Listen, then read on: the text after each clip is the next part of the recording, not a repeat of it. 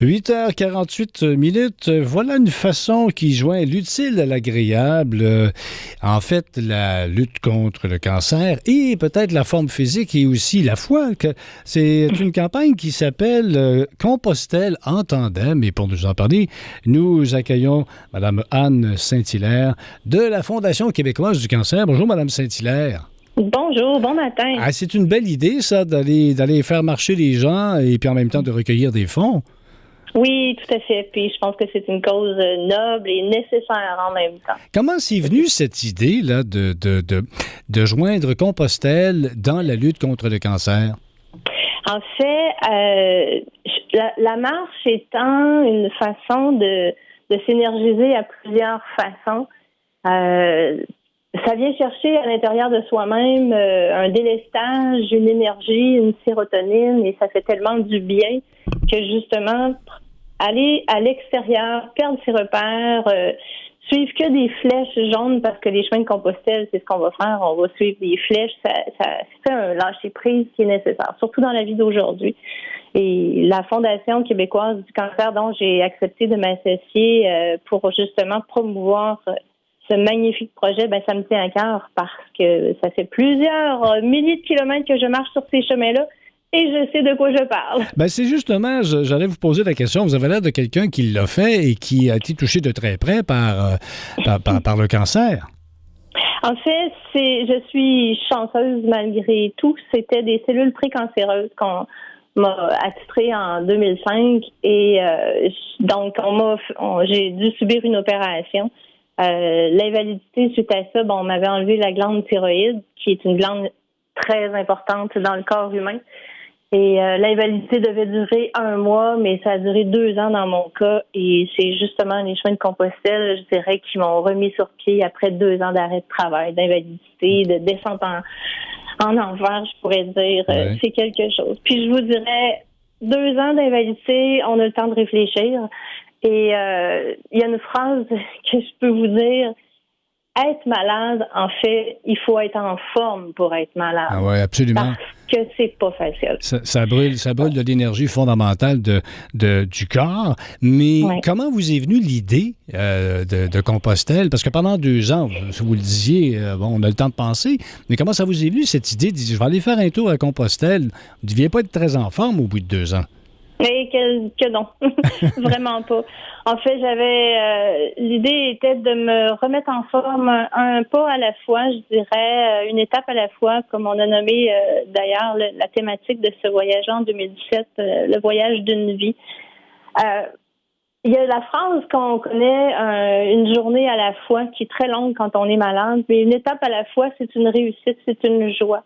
Et d'aller marcher sur ces chemins-là, justement, c'est de se permettre de ralentir le temps, d'être en introspection avec soi-même, de rencontrer d'autres gens, de prendre le temps de voir la vie vivre en même temps. Alors, c'est une belle expérience que d'aller marcher ces chemins-là.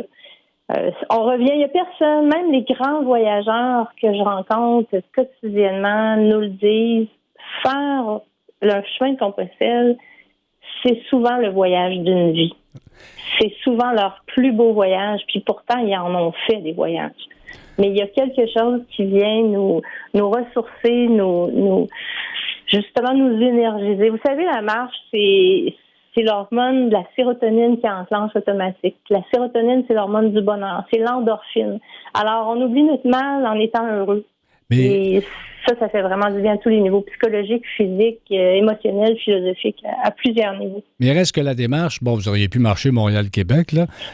Sauf que l'aspect, on peut deviner dans votre histoire, c'est que, la maladie lance un défi physique, un défi émotif, mais un défi un peu spirituel, surtout quand la mort est au bout. C'est un peu ça que ça a éveillé chez vous? Oui. Parce que ayant tombé quand même assez bas et ayant perdu beaucoup d'amis aussi, des amis, des parents, encore là, il y a une question que j'aime poser aux gens. Est-ce que vous connaissez quelqu'un qui connaît personne qui a été touché par le cancer? Et tout le monde connaît quelqu'un.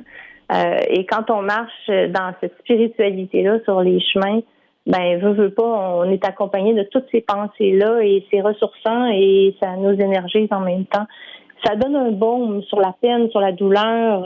Si on a été atteint du cancer et qu'on a l'opportunité de pouvoir aller prendre une marche sur ces chemins-là, c'est une gratitude totale. Si on a perdu quelqu'un, on a du temps pour penser à la personne qu'on a perdue. Si quelqu'un est atteint du cancer proche de nous, ça nous donne de l'énergie, de l'espoir à penser, puis en donner de l'énergie, de l'émerveillement.